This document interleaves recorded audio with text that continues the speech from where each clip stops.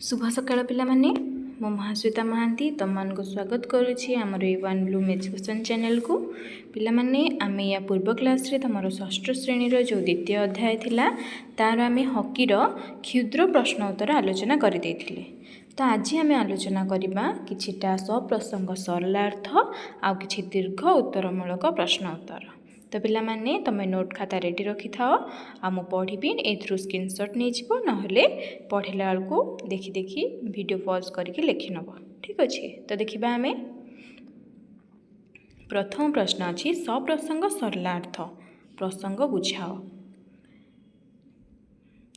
सेमानंक पई एहा एकांत प्रयोजन।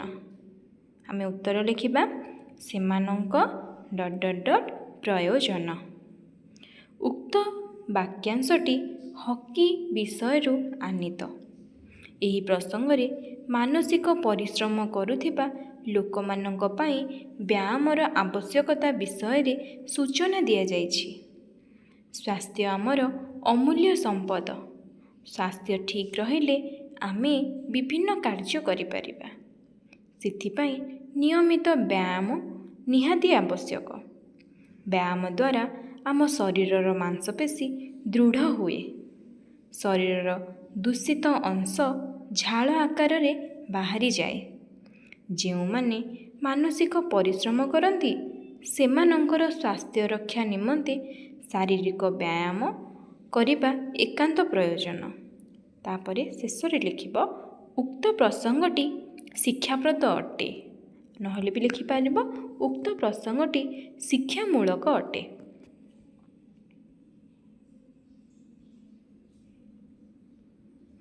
तापरे द्वितीय देखिबा एही बाड़ीटी हॉकी खेलर नियम चालन रे निपुण करे। एही बाड़ी की हॉकी खेलर नियम चालना निपुण करे। अर्थात एटा एमिति भी पारिबो एही समिति हॉकी खेलर नियम कानून प्रस्तुत कले। तो आमे यार लिखिबा एही ... करे। उक्त गद्यांशटी हॉकी विषय आनीत। एही प्रसंग रे आलोचना करी लेखक हॉकी खेलर नियम कानून प्रस्तुत करिथिबा सूचना प्रदान करिसंती। हॉकी खेलर पारंपरिक इतिहास। एही खेलर श्रेष्ठ खेलाड़ी और खेलाड़ी मानक हाथ रे ओ बाड़ीर गतिर सुंदर खेल करे। किंतु 1874 मसीह रे आधुनिक हॉकी खेल सुंदर भावरे आरंभ हैला। एहार बाड़ी और चमड़ा बॉल जहाँ आम कौन कह जाए पिला माने चमड़ा बॉलटा को मोर कहते जो निदा थिला। ठीक अच्छे निदा थिला। तो सेटा एही खेल बाड़ीर चालना एही बाड़ीटी हॉकी खेलर नियम चालना प्रस्तुत करे।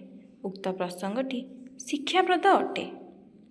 यह तांकर जीवन ओ एकमात्र आमोद थिला।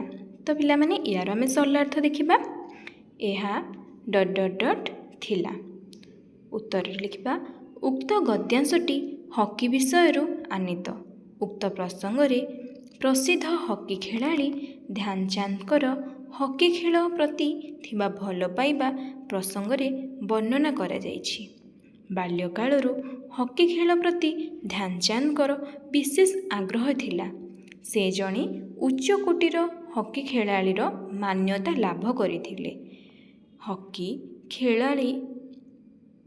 हॉकी खेलिला बेले हॉकी बॉलर चंचल गति सह ध्यानचंदकर समुदाय शरीर ताल दे चली थाए। तांको पई हॉकी केवल गोटे खेल नथिला एहा तांकर जीवन ओ एकमात्र आमोद थिला।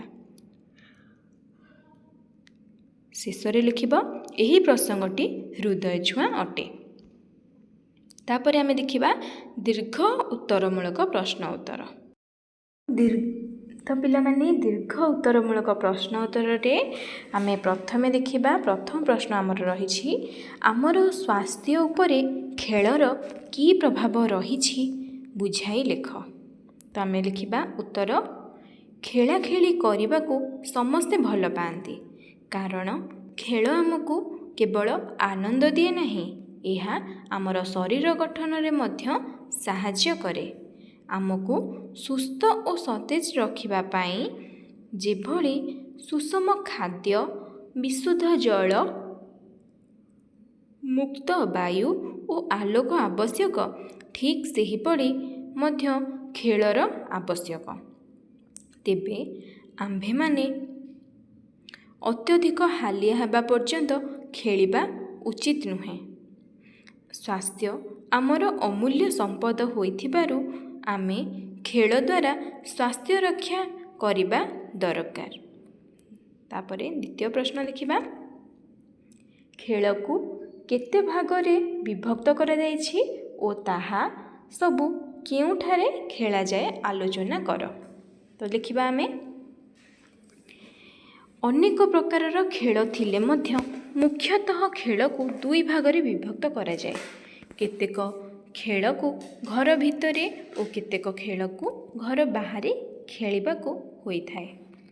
ତାସ୍, ପଶା, ଲୁଡୁ, କ୍ୟାରମ୍, ଚେସ୍ ଓ ପିଙ୍ଗ୍ ଆଦି ଖେଳ ଘର ଭିତରେ ଖେଳାଯାଏ।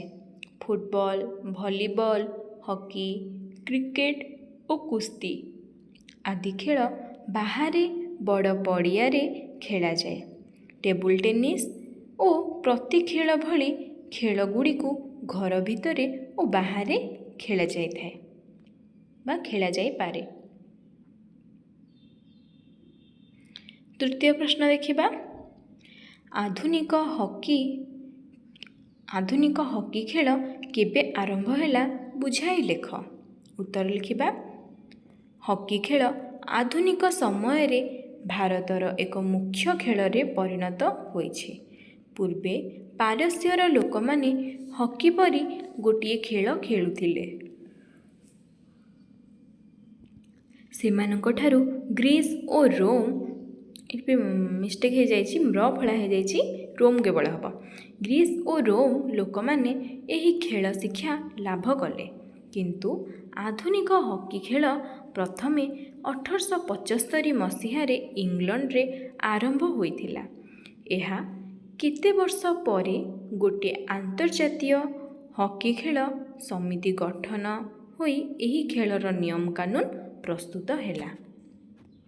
ତାପରେ ଦେଖିବା 4 ନମ୍ବର ପ୍ରଶ୍ନ, ହକି ଖେଳରେ ଧ୍ୟାନଚାନ୍ଦଙ୍କ କ୍ରୀଡ଼ା ନୈପୁଣ୍ୟ ବିଷୟରେ ସଂକ୍ଷିପ୍ତ ସୂଚନା ପ୍ରଦାନ କର।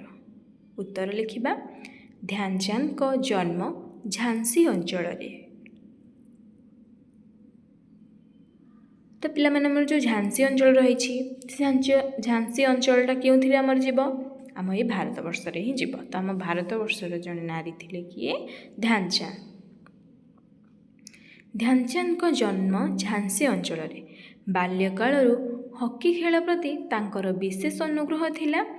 ସେ ଥିଲେ ଉଚ୍ଚକୋଟୀର ହକି ଖେଳାଳି। ସେ ଜଣେ ଉଚ୍ଚକୋଟୀର ହକି ଖେଳାଳି ହୋଇଥିବାରୁ ଥିବାରୁ ସେମାନଙ୍କୁ ଲୋକମାନେ ତାଙ୍କୁ କ'ଣ କହୁଥିଲେ? ଝାନ୍ସୀ ବୀର କହୁଥିଲେ। ଏଠି ପିଲାମାନେ ଧାନ୍ସ ବାବୁ ହେଇଯାଇଛି, ଏଠି ପ୍ରିଣ୍ଟିଂ ମିଷ୍ଟେକ୍ ଟିକେ ହେଇଯାଇଛି ଲେଖିଲା ବେଳେ। ଏଇଟା ହେବ ଝାନ୍ସୀ ବୀର ବୋଲି କହୁଥିଲେ। ଲୋକମାନେ ତାଙ୍କୁ ସେତେ ଉଚ୍ଚକୋଟୀର ଖେଳାଳି ଥିଲେ ଯେ ତାଙ୍କୁ ଝାନ୍ସୀ ବୀର ବୋଲି ସମ୍ବୋଧନ କରୁଥିଲେ। ତାପରେ ଦେଖିବା, 1936 ମସିହା ବର୍ଲିନଠାରେ ଅନୁଷ୍ଠିତ ଅଲିମ୍ପିକ୍ କ୍ରୀଡ଼ାରେ ଭାରତୀୟ ହକି ଦଳର ନେତୃତ୍ୱ ନେଇ ସେ ଚମତ୍କାର ଖେଳ ପ୍ରଦର୍ଶନ କରିଥିଲେ। ଦର୍ଶକମାନେ ସେଠାରେ ତାଙ୍କୁ ହକି ଖେଳର ଯାଦୁକର ବୋଲି ଆଖ୍ୟା ଦେଇଥିଲେ।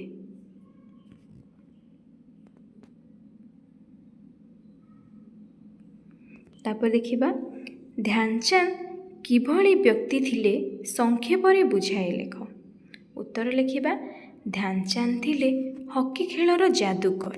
ହକି ଖେଳ ଥିଲା ତାଙ୍କର ଜୀବନ ଓ ଆରାଧନା। ତାଙ୍କର ଖେଳ ଦେଖି ପିଲାମାନେ, ଦର୍ଶକମାନେ ଏଠି ହେବ ହେଲା, ଦର୍ଶକମାନେ ବିସ୍ମିତ ହୋଇଯାଆନ୍ତି।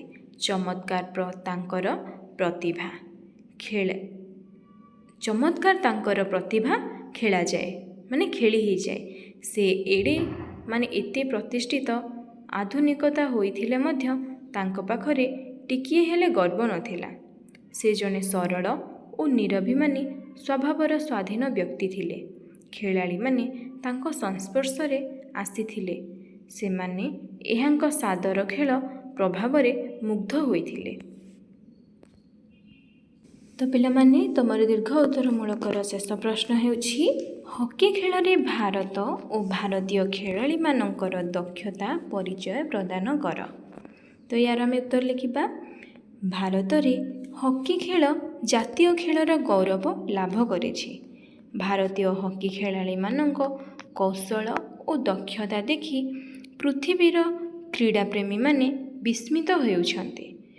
1928 ମସିହାରେ ହଲାଣ୍ଡ ଦେଶରେ ଅନୁଷ୍ଠିତ ଅଲିମ୍ପିକ୍ କ୍ରୀଡ଼ାରେ ଭାରତୀୟ ଦଳ ହକି ଖେଳରେ ବିଜୟ ହୋଇ ସ୍ୱର୍ଣ୍ଣ ପଦକ ଲାଭ କରିଥିଲେ। 1964 ମସିହାରେ ଟୋକିଓଠାରେ ଅନୁଷ୍ଠିତ ଅଲିମ୍ପିକ୍ କ୍ରୀଡ଼ା ପ୍ରତିଯୋଗିତାରେ ଭାରତ ହକି ଖେଳରେ ବିଜୟ ଲାଭ କରିଥିଲା। ଭାରତର ହକି ଖେଳରେ ପଥ ପ୍ରଦର୍ଶକ ହୋଇଛି। ଭାରତ ହକି ଖେଳର ପଥ ପ୍ରଦର୍ଶକ ହୋଇଛି। ତ ପିଲାମାନେ, ଏଇଠି ତୁମର ଦୀର୍ଘ ଉତ୍ତରମୂଳକ ପ୍ରଶ୍ନ ଉତ୍ତର ସରିଯାଇଛି। ୟା ପର କ୍ଲାସ୍ରେ ଆମେ ବ୍ୟାକରଣଗତ କିଛି ପ୍ରଶ୍ନ ଉତ୍ତର ଆଲୋଚନା କରିବା। ଆଉ କିଛିଟା ପଦରୁ ଆମେ ପ୍ରଶ୍ନ ଉତ୍ତର ଆଲୋଚନା କରିବା। ତ ପିଲାମାନେ, ଯଦି ଭିଡ଼ିଓ ଭଲ ଲାଗିଲା ତ ଭିଡ଼ିଓକୁ ଲାଇକ୍ କରିବ, ଆମ ଚ୍ୟାନେଲକୁ ସବସ୍କ୍ରାଇବ୍ କରିଦେବ ଓ ସାଙ୍ଗମାନଙ୍କ ସହ ମଧ୍ୟ ଭିଡ଼ିଓ ସେୟାର କରିବ।